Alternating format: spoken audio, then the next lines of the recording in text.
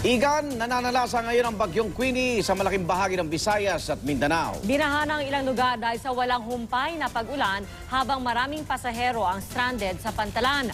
At live mula sa Cagayan de Oro City, saksi si Joan Tabique Abisamis ng GMA Northern Mindanao. Joan? Yes, Pia, Igan. Sa ngayon, patuloy pa rin ang malakas na ulan at hangin dito sa Cagayan de Oro City.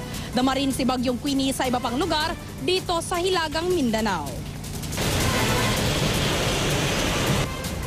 Dahil sa lakas ng ulan dala ng bagyong Queenie ngayong gabi, binaha ang ilang lugar sa Cagayan de Oro tulad ng Barangay Carmen.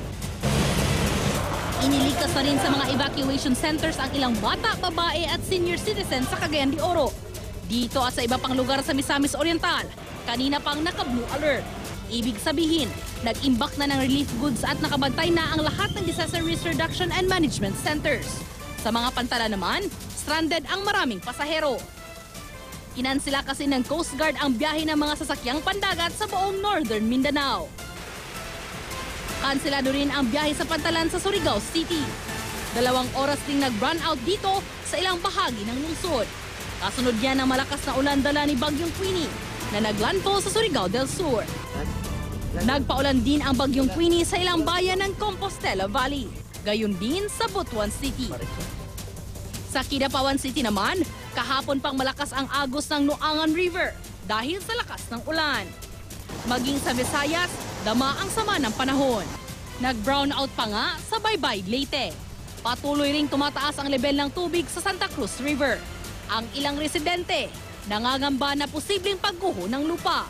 Maulan din sa Cebu City, habang sa Pantalan sa Toledo, Cebu, may mga stranded na ring pasahero. Gayon din sa Tagbilaran Pier at Bohol. Kanselado rin ang mga biyahe sa mga probinsyang yan. Pahirapan din ang pagsakay ng mga commuter dahil sa malakas na ulan. Daang-daang pasahero rin ang stranded sa Pantalan ng Dumaguete City. Sa Talisayan, Misamis Oriental, Igan, Pia, may 28 families na lumikas papunta sa Barangay Hall. 3 pamilya naman ang lumikas sa Balingwan papunta sa Baok-Baok Gym. At Igan, Pia, kapapasok lang ng balita habang tayo ay nagmamonitor sa takbo ni bagyong Queenie. Isang malaking sunog ang nagaganap sa Barangay 31 dito sa Cagayan de Oro City, kung saan mga bahay na gama sa kahoy ang nasusunog.